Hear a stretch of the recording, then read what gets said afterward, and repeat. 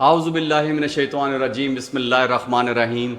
मैं doctor Nadir COMSATS university से हूँ, डिपार्टमेंट ऑफ मैनेजमेंट साइंस से फैकल्टी मेंबर भी हूँ। मेरी हमेशा से आरज़ू रही, ख्वाहिश रही, तमन्ना रही और ये ज़रूरत भी बन गई अब कि मैं ऐसे लोगों को बुलाऊँ जिनकी अचीवमेंट्स हैं, उनके माइलस्टोन्स हैं, और उनसे ज़रा पूछा जाए कि हमें जो सामने नज़र आ रहा है वो तो माइलस्टोन्स हैं, लेकिन उसके पसे पर्दा बहुत सालों का, बहुत महीनों का जो है वो सफ़र होता है। उसमें उन्होंने पेशेंस का मुजाहरा किया होता है, उन्होंने सब्र किया होता है, उन्होंने जो है वक्त को जो है वो पल पल जो है उसको सहा होता है। आपकी आंखों के दीवे गुल किए होते हैं और उन्होंने बहुत सारे मुशक्क़त की होती, मेहनत की होती है। तो आज हम एक ऐसी शख्सियत का जो है मैं उनको आपसे मुलाकात करवाने जा रहा हूँ, जो कि आर्टिफिशियल इंटेलिजेंस जो आज का बहुत बड़ा जो है आयब बनी हुई है, और आज का बहुत लोगों की डिस्कशन होती है। हर दूसरा बंदा कह रहा होता है, कोई उर्दू में कह रहा होता है मसनूई जहानत, कोई कह रहा होता है एआई। तो हम ज़रा देखते हैं कि ये एआई के जो एक्सपर्ट हैं हमारे साथ, वो 1999 से उस वक्त का कॉन्सेप्ट इनके पास है एआई का। 25 साल हो गए उन्हें टीचिंग में, वो प्रोफेशनल भी हैं, इंडस्ट्री के साथ भी वाबस्ता रहे हैं, और उनका दोनों प्रैक्टिस एंड थ्योरी दोनों के साथ उनका तालमेल है। और जीसीयू में भी पढ़ाते रहे हैं, वो पंजाब यूनिवर्सिटी में भी पढ़ाते रहे हैं, वो COMSATS university Islamabad Lahore campus, तकरीबन ये तीनों यूनिवर्सिटियाँ टॉप 5 टॉप 10 में हमारी जो 250 यूनिवर्सिटियों में रही हैं। और इसके साथ यूनिवर्सिटी का भी, इसके अलावा इनको इंडस्ट्री के भी बहुत सारे प्रोजेक्ट्स में ये अपना जो है वो अपनी इनपुट दे चुके हैं। तो मैं ज़्यादा आपका टाइम नहीं लूँगा और उनसे रिक्वेस्ट करूँगा कि वो हमारे, उनका पीएचडी है जो सबसे इंपॉर्टेंट बताना है, और यहाँ पे उनका डेजिग्नेशन असिस्टेंट प्रोफेसर है। लेकिन वो असिस्टेंट प्रोफेसर के बजाय मैं कहूँगा कि वो किसी प्रोफेसर से भी कम नहीं है। जो उनकी थॉट्स हैं, थॉट प्रोसेस हैं, कॉग्निशन है, तो हम उसको एक्सप्लोर करेंगे, तो प्रोसेस को देखेंगे और आपको तब्दीली लाने की कोशिश करेंगे, और उन प्रोसेस को ये जब बताएंगे उसको आप लोगों ने, यूथ ख़ास तौर पे आप लोगों ने इसको रेप्लिका करना है। Thank you so much. मैं आप चाहता हूँ डॉक्टर साहब की तरफ जाते हैं। सर कैसे हैं आप? अल्लाह का शुक्र। तबीयत ठीक है आपकी? अल्हम्दुलिल्लाह। कैसा रहा आपका ये अभी तक का सफ़र? माशाल्लाह, इट वाज एक्सीलेंट। हाँ सर, मैं चाहूँगा कि आप थोड़ा सा हमें अपना बताएं कुछ माइलस्टोन्स, और उसके बाद फिर हमें वो प्रोसेस की तरफ लेके जाएं, जो ऑब्स्टिकल्स हैं वो बताएं, और कुछ हमारा अगर चाइल्डहुड से शुरू कर लें तो ज़रा वो या टीन एज से शुरू कर लें, तो उसके कुछ एक्सपीरियंसेस वो ब्रीफली चेक कर दीजिएगा, वो हमें बताएं, ताकि यूथ जो है वो इससे इंस्पायर हो और तब्दीली आए उनके एथिक्स में, उनके बिहेवियर्स में, और उनको भी पता लगे कि रातों रात जो है वो कामयाबी नहीं मिलती। इसमें बहुत ज़्यादा जो है आपको टाइम स्पेंड करना पड़ता है ड्यू डिलिजेंस के साथ, और अल्लाह का ऑब्वियसली सबसे बढ़ के अल्लाह के एहसान के साथ। जी सर। बिस्मिल्लाहिर्रहमानिर्रहीम, अस्सलाम वालेकुम जी। मेरा नाम डॉक्टर वजाहत है। मैं कॉमसेट्स के अंदर असिस्टेंट प्रोफेसर हूँ, और इसके अलावा I am looking after BS AI program. और हमारा यहाँ पे एक रिसर्च ग्रुप है, इंटेलिजेंट मशीन्स एंड रोबोटिक्स के नाम से, जिसमें प्राइमरी फोकस एआई और रोबोटिक्स के ऊपर ही है। इसके अलावा इंडस्ट्री के साथ भी काफ़ी मेरा रहा, और बड़े अच्छे क्लाइंट्स हैं उनके साथ काम किया। ज़्यादातर मेरा जो काम रहा है वो रहा है towards industrial automation, data analytics और एआई के हवाले से। और जैसे भी आपने कहा कि एआई के साथ, yes, I got associated since from like 1999 से मैं इसके साथ एसोसिएटेड हूँ।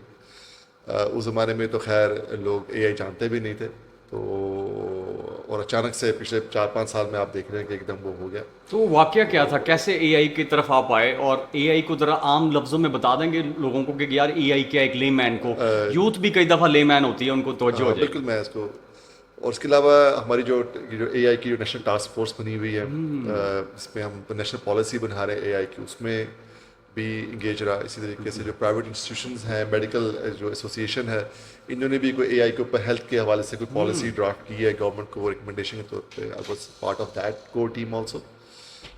इसी तरीके से Pakistan commission for science and technology का एक फोर्थ कमेटी है मोस्ट का और मिनिस्ट्री ऑफ जी साइंस। बिल्कुल 2025 की फॉर रोबोटिक्स, तो उसमें भी I was robotics. Like yes the member. UNESCO को में दो लोग थे पाकिस्तान से रिप्रेजेंट जिन्होंने किया है एथिक्स इन एआई के हवाले से, जो तो उसमें एक डॉक्टर यासिर अयाज थे, तो हमने उनको वहाँ पे रिप्रेजेंट किया। तो इस तरीके से कुछ गवर्नमेंट की कमेटीज़, मोस्टली कमेटीज़ के साथ, कुछ प्राइवेट सेक्टर की इंडस्ट्री के साथ, और कुछ एकेडमिया के साथ, तो तीनों कॉर्नर्स पे थोड़ा बहुत खेल के देखा है। It was an interesting journey. आपका जो पॉइंट है कि मैं एक साथ कैसे अटैच हुआ और कैसे एसोसिएट हुआ, ये भी एक बड़ा एक इंटरेस्टिंग सिनेरियो है।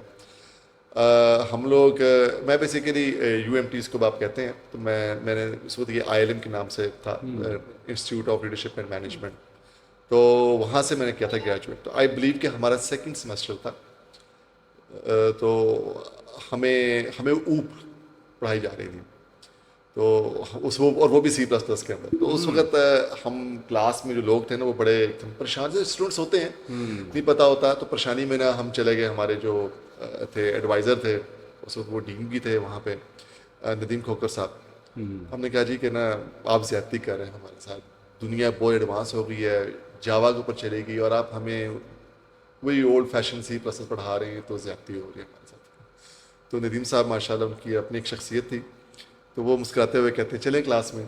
हम क्लास में आ गए, कहते हैं जिन जिन जिन लोगों ने जावा पढ़नी वो हाथ खड़ा करें। हमने भी शौक से हाथ खड़ा कर लिया। कहते कल से आपने नहीं आना, आप लोगों के पैसे मैं रिफंड करवा दूंगा। और हम ना एकदम वो परेशान से हो गए कि ये परेशानी वाली बात होती है। मामला क्या है, हम तो आगे जाने की बात कर रहे थे, ये तो रिवर्स गियर लगा। रिवर्स गियर बिल्कुल लग गया, और घर जाके क्या कहेंगे, तो हाथ ऐसा सा नीचे आ गया। तो उन्होंने मुस्कुराते हुए फिर कहा कि अभी पहले मेरी बात सुनो, उसके बाद फैसला कीजिएगा। उन्होंने एक बड़ी मज़ेदार बात की, कहते हैं अगर आप मेरे पास आए हैं ये कहने के लिए जावा पढ़ा रहे हैं फलां फलां इंस्टीट्यूशन, और आप नहीं पढ़ा रहे, इसकी जगह पे आप मुझे अगर ये कहने आते कि क्या अपना BS कंप्लीट करने के बाद हम अपनी कोई लैंग्वेज बनाने के काबिल होंगे, क्या हम अपना कोई जावा का कोई नया फ्लेवर, कोई नया वर्जन बनाने के काबिल होंगे, तो फिर मुझे ज़्यादा खुशी होती। ठीक है ना। कहते कि वो भी तो कोई शख्स था जिसने पहली किताब लिखी जावा की, वो आप क्यों नहीं होते।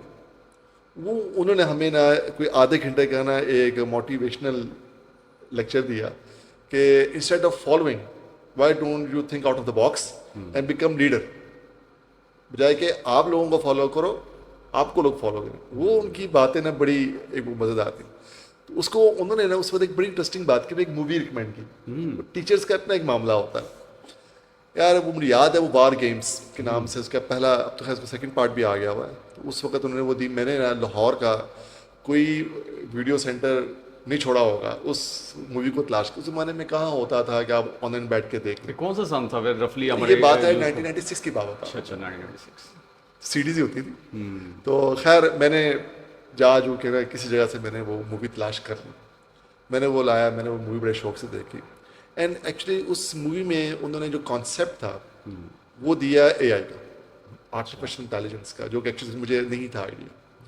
और वो हुआ ऐसा हुआ कि मैंने फिर उसी ही स्ट्रीम के ऊपर मैंने कुछ और मूवीज़ तलाश की, उनको देखा कि ये हो क्या रहा है।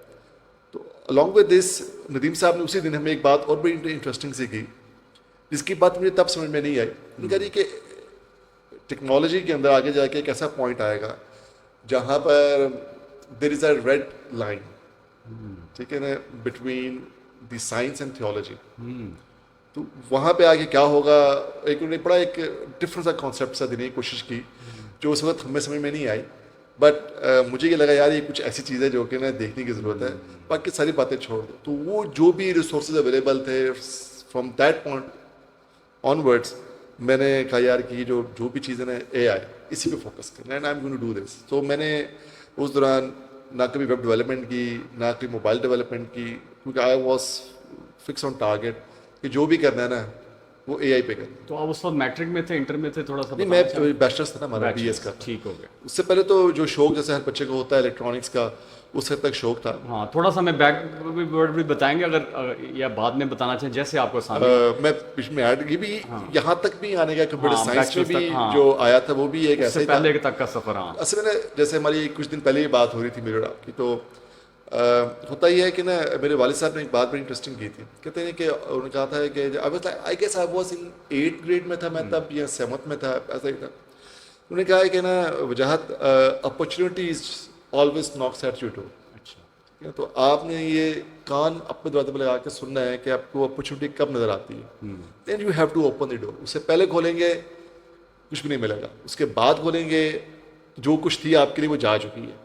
तो आप ये नहीं कह सकते जी कि मेरा नसीब ये, आपको मिलती है अपॉर्चुनिटी। तो मुझे ना उनकी ये बात ना मैंने अपने साथ 8th में, हाँ, बांध दी। मैंने कहा नहीं यार, जो भी है ना, अपॉर्चुनिटी अब नॉक करती है, मैं देखते हैं कब है। तो शायद वो बड़ों की दुआएं हैं, वालदैन की दुआएं होती हैं। तो वो, मैं एक एवरेज स्टूडेंट था, ठीक है ना, शरारती तो नहीं थे? जैसे हर स्टूडेंट होता है शरारती। हर स्टूडेंट तो शरारती नहीं होता सर, सच बताएं। बीच वाला आंसर नहीं चलेगा यहाँ में। यस नो में चलेगा। हाँ बिल्कुल, आप ये कह सकते हैं कि क्योंकि मैं एवरेज स्टूडेंट था, तो जनरली एवरेज स्टूडेंट शरारती ही होते हैं, ठीक है, तो ज़रा काबू कम ही आते हैं। और उनका फोकस भी कम पढ़ाई पे ज़रा होता है, ज़्यादा हाँ, मैंने सोशल होते हैं वो या स्पोर्ट्स की तरफ ज़्यादा होता है। स्पोर्ट्स भी मेरा कोई इतना नहीं था, I was not into sports. Cricket शिकेट मुझे नहीं खेलने आती। शरारती थे, हाँ। हाँ बस शरारती था, और इंडोर गेम्स शायद वो थोड़ा बहुत मैं कर लिया करता था, वो भी कोई इतना ये नहीं था कि फेवरेट सब्जेक्ट वैसे कोई है अभी याद आता है? वैसे तो मुझे भी नहीं याद आता, लेकिन आप बताएं। जी बिल्कुल, मैथ्स। मैथ्स। मैथ जब उस वक्त है, मैथ और physics was like one of my favourite subjects. वो भी मैंने कहा ना कि एक एवरेज स्टूडेंट था, तो इसलिए बहुत ज़्यादा भी मैं कोई वो नहीं था कि मैं ये कहूँ कि कोई ए ग्रेडर्स था या ए प्लस में था, मगर कॉन्सेप्ट्स क्लियर थे। तो अल्हम्दुलिल्लाह, तो वो हुआ ये कि मैं उस ज़माने में, आपको शायद याद होगा, फोर्ट्रेस में ना हॉर्स एंड कैटल शो लगा करता था। जी बिल्कुल। ठीक है ना, तो मैं और मेरा एक दोस्त था मुबशर, हम दोनों वहाँ चले गए। ऐसे नहीं, रास्ता अल्लाह ने बनाने होते हैं। तो वो मैं वहाँ गया, तो वहाँ पर ना वो रोड साइड के ऊपर एक बड़ा एक इंटरेस्टिंग सर वो बैठे हुए थे, उनके पास वो हेयर बैंड्स होते हैं ना, खवातीन जो पहनती हैं, वो जो होता है, अब तो खैर मेल से पहन लेते हैं, जिनके पास बुलाले होते हैं, लंबे लंबे होते हैं। तो उसके ऊपर ना वो उन्होंने छोटी एलईडी लाइट्स लगाई हुई थी, एंड दे वर फ्लैशिंग। तो अब वो देखा तो मुझे वो बड़ा एक का इंटरेस्ट हुआ, और मेरे में अचानक से आया यार कि वो, खैर ये बच्चे तो नहीं जानते होंगे, तो अमिताभ का एक गाना आया था किसी ज़माने में, हमारे छोटे हुए थे, उसी पूरे कपड़ों के ऊपर फ्लैश लाइट जलती थी ऐसे। तो वो मुझे कहा यार ये इसके पीछे कोई वो सीन चल रहा है, तो उसको खरीदते हैं। वो 20 रुपये का मैंने वो ख़रीदा। रात को मैं घर बजे आया घर, तो आते साथ ही मैंने फर्स्ट टाइम रात को लेट नाइट किताब खोली।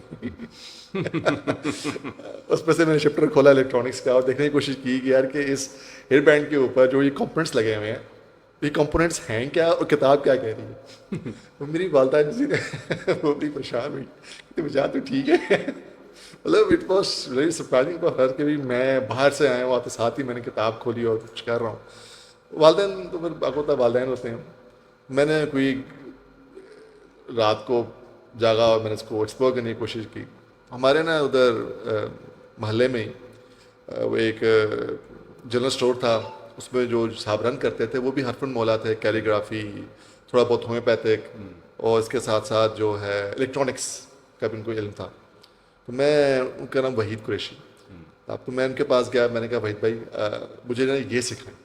अच्छा, कि ये कैसे होता है? वो आम एक हाँ मतलब जैसे वो होता है आपने वो के लोगों को उन्होंने वो हेल्प कर दिया, स्किल थी उसके बाद, स्किल थे, बिल्कुल टेक्निकल स्किल थे। तो उन्होंने कहा जी वो अच्छे ताल्लुकात थे, उन्होंने कहा जी कि, तो मैं उनको अपना उस्ताद मानता हूँ। तो उन्होंने मुझे इलेक्ट्रॉनिक्स ना वहाँ बैठ के सिखाई, अपने पास दुकान के ऊपर बैठ के। तो मैंने उनके पास दुकान पे बैठ के इलेक्ट्रॉनिक्स सीखी, और मैंने फिर काफ़ी चीज़ें हमने बनाई, बेची, और उसी नॉलेज बेस ने मुझे industrial automation, SCADA systems, PLC तक मैं गया।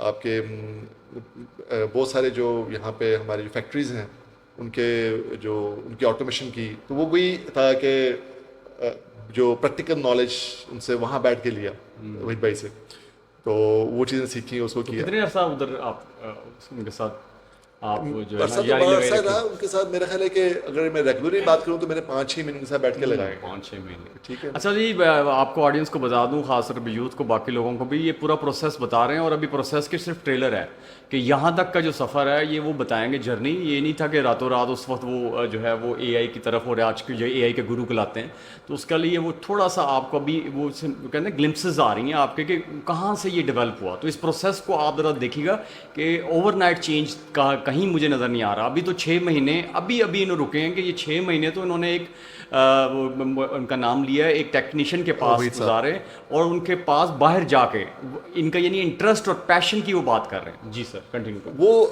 किया, तो वहाँ से एक शौक चढ़ गया इसका, और साथ ही शौक चढ़ गया म्यूज़िक का। तो वो एक छोटा सा ग्रुप भी ज्वाइन कर लिया, अच्छा, आपकी हॉबी रही है?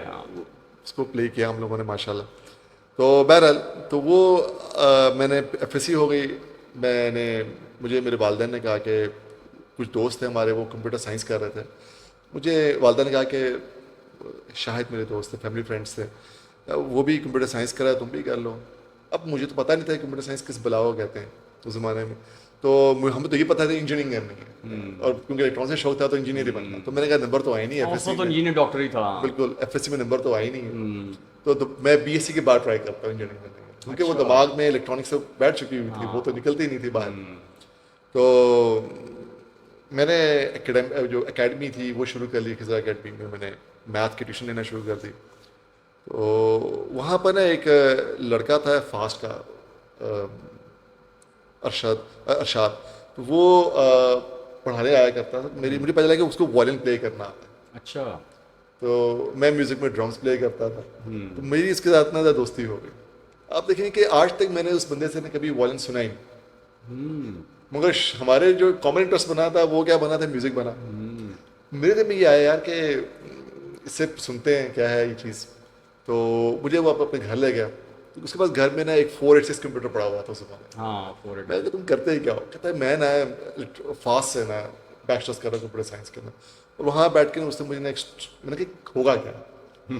तो उसने मुझे ना वो याद है आज भी ना, वो मुझे ये 94 की बात है, 95 की बात है शायद। उसने ना मुझे वो एक, तुम्हें सॉफ्टवेयर नाम याद नहीं रहा, वॉटरेक्स था या क्या था, उसने वो पूरा वॉल्यूम शॉल्यूम ऊपर नीचे करके ना साउंड क्वालिटी मुझे सुनाई। मुझे बड़ा मजा आया। मैंने कहा यार वो जो काम मैं फिजिकल हार्डवेयर से करने की कोशिश कर रहा था वो तो यहाँ सॉफ्टवेयर से हो जाता है।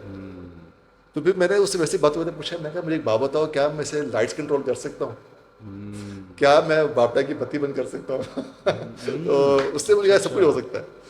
मैं घर वापस आया, मैंने ना कहा, मैंने उससे कहा शायद मुझे प्रोग्रामिंग सिखाओ। उसने ना मुझे ना उसी दिन वॉल्यूम सुनने के लिए गया था मैं। तो वहाँ बैठ के मैं उससे पहला C++ का लेसन लेके आया, सी आउट सी इन के ऊपर। ये सी आउट किसको कहते हैं, सी किसको कहते हैं। और मुझे ना थोड़ी बहुत बात समझ में आई यार कि ना कोई बात बन सकती है इसके साथ। मैं घर वापस आया। घर आने के बाद मैंने अपनी वालदा को ना बड़े ज़रा मक्खन लगा के, होता है वो एक होता है ज़रा करना पड़ता है। तो मैंने कहा जी कि मैं साइंस का सोच रहा हूँ, इसे छोड़ देता हूँ। तो वालिद साहब बाहर होते थे, अम्मी ने कहा मुझे तो पता नहीं, मैं अबू से बात करती हूँ।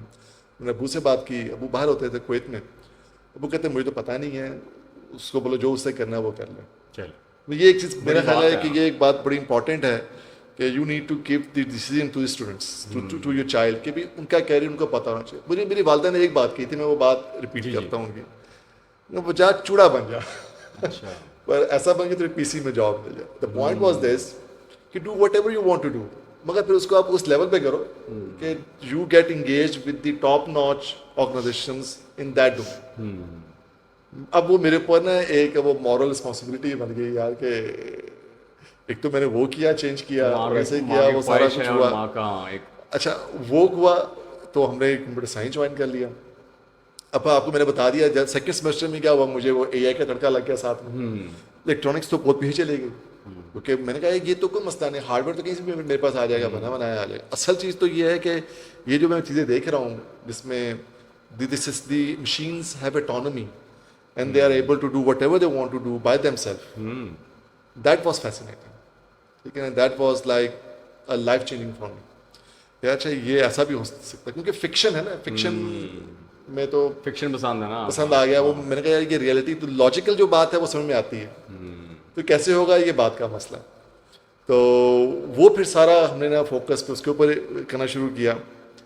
तो इसी तरीके से मैं नाम नहीं लूँगा, हम लोग फिर अगले सेमेस्टर में गए तो हमारा कोर्स आया ऊब का। असल में ना यहीं पर छोटी मैं बात भी करूँगा, बात का ना स्टूडेंट से गलती करते हैं, और एक चीज़ है ब्लेसिंग इन डिस्गाइज। ठीक है।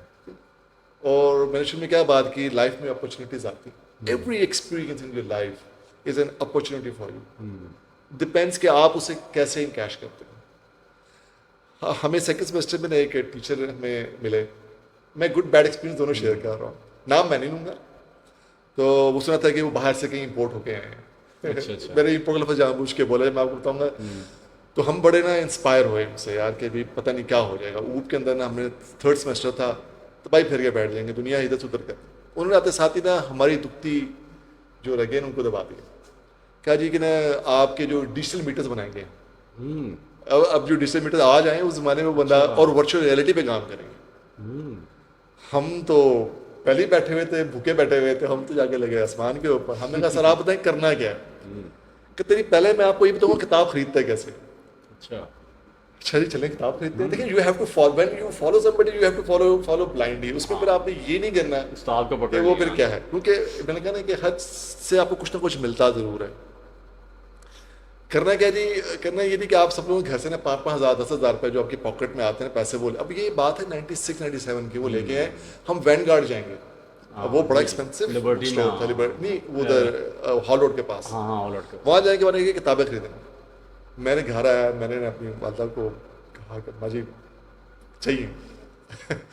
अब मैं सोचता हूँ कि उन्होंने कितनी मुश्किलों से उस ज़माने में, मुझे याद है I think she gave me like 6,000 7,000 दिए उस ज़माने में। मैं आज के हिसाब से देखूँ तो वो बहुत बड़ी अमाउंट बनती है, बट ठीक है।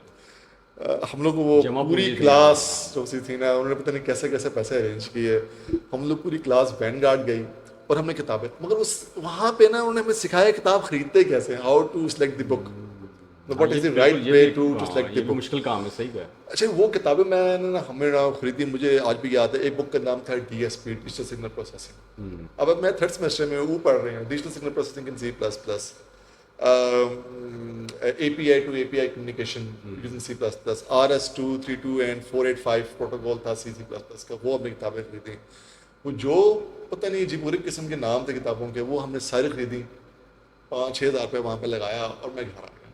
अब वो किताब के मैं तुम्हें कहाँ समझ आती है, तुम थर्ड सेमेस्टर में बैठे हो। खैर वो किताब खरीदने आ गई। अब देखेंगे ये डॉट्स हैं, मे बी वो मिड टर्म के बाद हमें दादा हुआ कि उनको प्रोग्रामिंग नहीं आती, बट उनको जितना उन्होंने हमें बताया था बता दिया। यूनिवर्सिटी ने रटना पे टीचर चेंज किए, फिर नए टीचर आए अब्दुल रज़ाक साहब, उन्होंने 15 दिनों के अंदर अंदर हाफ ऑफ द सेमेस्टर के अंदर हमें जो ऊप करा दी ना, मैं आज भी उनका एहसान हूँ। तो वो हुआ ये कि अब किताबें खरीदने आ गई और शौक चढ़ गया किताबें खरीदने का। तो by the end of my bachelors I had like around 1500 के करीब बुक्स थी मेरे पास मेरी अपनी कलेक्शन के अंदर। जो पॉकेट मनी आनी चाहिए किताब ले आए, क्योंकि ये बात समझ में आ गई कि हैबिट बना दी। Yes, book is my only friend, इसलिए मुझे आगे लेके जाना। तो मैंने वो टारगेटेड था कि मेरा पर रोड मैप खुद बनाया कि ए तक कैसे जाना है। तो वो तो जब शायद अल्लाह को कोई बात पसंद आ गई, तो इसी दौरान मेरे पास ए की कोई बुक नहीं थी and I don't know how to start AI, but मुझे ये था कि मुझे कुछ करना ज़रूर है। वही मुबशर मेरे दोस्त हैं, हम इकबाल टाउन गए, आपको याद होगा वहाँ मून बर्गर मिलता था इकबाल टाउन में, उसको खाने के लिए गए। मुझे नजर आई किताब मिला लगा हुआ उधर। मैं गया मुबशर पहले वहाँ चक्कर लगाते हैं, उसको पता दोस्त है मेरे, चलते हैं वहाँ के ना। वहाँ ठोकर लगी मुझे, नीचे किताब पड़ी हुई थी, आई थिंक इतनी सी किताब थी, सब्ज रंग की, उसका रंग भी थोड़ा फेड हुआ था, 45 रुपए। उसका नाम था न्यूरो कंप्यूटिंग। 97 के अंदर I got my first AI book, इसका नाम था न्यूरो कंप्यूटिंग। और न्यूरो कंप्यूटिंग जो है it is the basics of cybernetics now, it is the basics of आपके पास जो डीप लर्निंग की हम जो बातें करते हैं वो है। और वो सारा कंप्यूटिंग भी इसका फिजिक्स कंप्यूटिंग के साथ भी ताल्लुक नहीं, उसका काम है, उसका ताल्लुक है इसके साथ कि आपका ब्रेन है वो इन्फॉर्मेशन कैसे कंप्यूट करता है, न्यूरो साइंस। तो उस कॉग्निशन के साथ, बिल्कुल कॉग्निशन के साथ, न्यूरो साइंस के साथ। तो वो ब्रेन का जो आर्किटेक्चर उसको आपने कैसे मैप करना है एल्गोरिथम्स के अंदर। वो जब किताब तो मैंने खोली, उसे मुझे समझ तो कुछ भी नहीं आया, मुझे टाइटल बड़ा अच्छा लगा। तो मैं किताब लेके आ गया, टाइटल बड़ा अच्छा लगा। मुझे कि यार ये मेरी बुक कलेक्शन में लगी होगी तो बड़ा मजा आएगा। वो मैं ये सोच के लिया, 25 रुपये लगा दिए। बिल्कुल वो मैं ला के रख दिया मैंने। अब मैं जब भी गुजरूँ ना, मुझे वो देखे और कहे कि भाई वजाहत मुझे कब खोलना है। और जब भी मैं उसे खोलूँ तो उसका मैथ देख देख के मेरी वैसे ही परेशानी हो जानी कि यार कि ये क्या है, जान जाती है। तो आई थिंक मेरा बैचलर्स एंड हो रहा था, तो मैं मुल्तान जा रहा था। तो सफ़र बस पे होता था, मैंने वो किताब पकड़ ली। मैंने कहा यार कि आज यहाँ मैं नहीं हूँ या तुम नहीं। तो सफ़र भी लंबा है। कुछ ना कुछ चांस कोई नहीं, चांस कोई नहीं है, आज कुछ ना कुछ होगा। नहीं जी, वो मैंने किताब पकड़ी और मुझे पता चला कि आपका जो ब्रेन है वो कुछ भी नहीं है, सिर्फ 3 dimensional hyperplane, sorry n dimensional hyperplane पे वो कंप्यूट कर रहा है, और सारे के सारे मैट्रिसेस हैं। जब मुझे ये बात समझ में आई, अब देखें कि BSc का मैथ मैंने पढ़ चुका हुआ था, मैथ ठीक हो, उसने मुझे काफ़ी सपोर्ट किया। फिजिक्स मैं बीएससी के लेवल के पढ़ चुका हुआ था, वो मैंने एग्जाम नहीं दिया, मैंने प्रोग्राम शिफ्ट कर लिया, वो नॉलेज बेस मुझे वो हेल्प कर गया।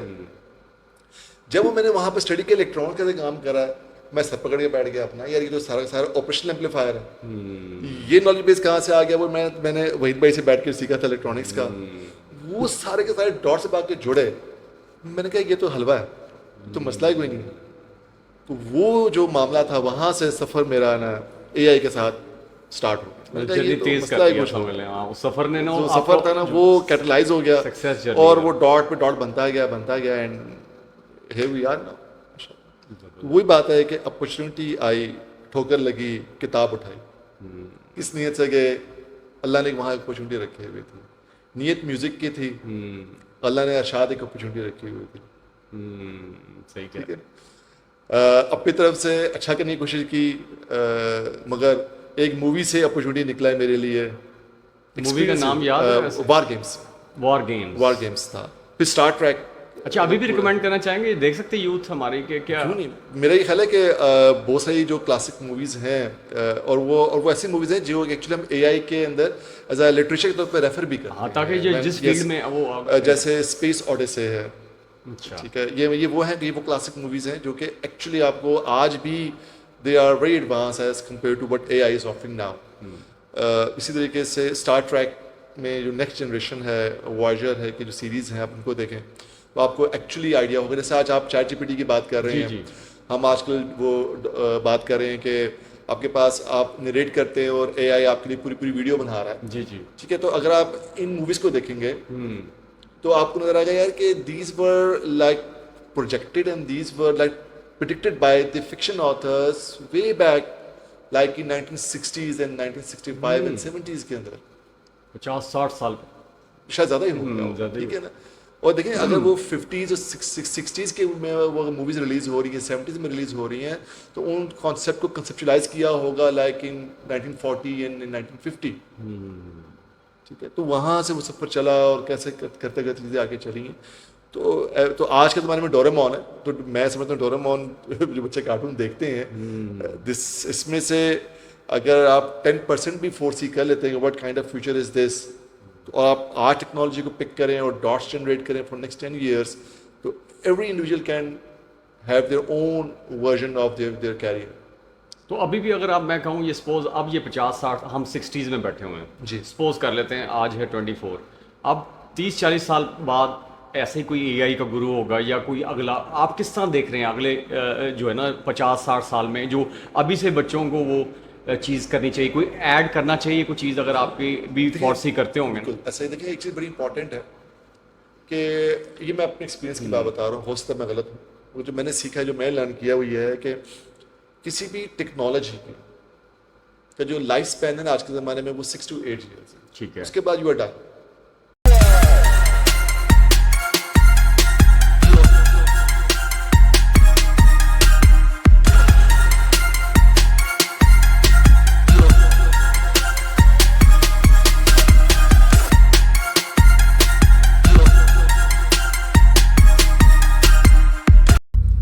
अब जब मैंने ज्वाइन किया एआई को पिक किया 1999 के अंदर, तो एआई का जो कॉन्सेप्ट है वो 1936 में आ चुका था। तो मैंने ज्वाइन किया 1996 के अंदर। इसका मतलब जब मैंने पिक किया था एआई को, तो वो अपने के इस पॉइंट के ऊपर थी और ये इसका मैक्सिमम पिक था।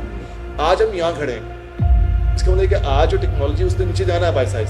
ठीक है, तो आज के ज़माने में अगर कोई इंडिविजुअल ये समझता है कि मैं अगर एआई में जंप करता हूँ स्टेज के ऊपर, ये करना पड़ेगा उसको, उसके there is no other way around, मतलब उसको अपनी स्पेस बढ़ाने पड़ेगी, उसको देखना पड़ेगा नेक्स्ट 15 years के बाद, 20 years के बाद कहाँ थी ये भी चीज़, ये लेसन, ये फिलॉसफी कब से थी? ये भी मैं आपको बताता हूँ कि मैं जिस फैमिली से बिलोंग करता हूँ, मेरी जो एक्चुअल इंस्पिरेशन अपनी फैमिली के अंदर मेरे दादा जान है। अनफॉर्चुनेटली मुझे अपने दादा के साथ बहुत थोड़ा टाइम मिला बैठने का और वो सब कुछ, क्योंकि हम जब पाकिस्तान आए, कुवैत में होते थे, तो मैट्रिक में था, तो वो काफ़ी एजड हो चुके हुए थे, बस उनकी उसमें जब वो 90s में थे, तो मैंने उनसे 2-3 सवाल तब अपने दादा जान से किए। मेरे जो दादा थे उनके अपने काफ़ी रिसर्च थी कुरान और साइंस के ऊपर। मित्रा वाली से हम बिलोंग करते थे, तो मित्रा वाली में उन्होंने एक मस्जिद के इमाम भी थे, मौलवी भी थे, और उस ज़माने में उन्होंने डबल मास्टर्स किया हुआ था, और हु इज़ हु जो बुक है उसमें उनकी डिक्शन भी है।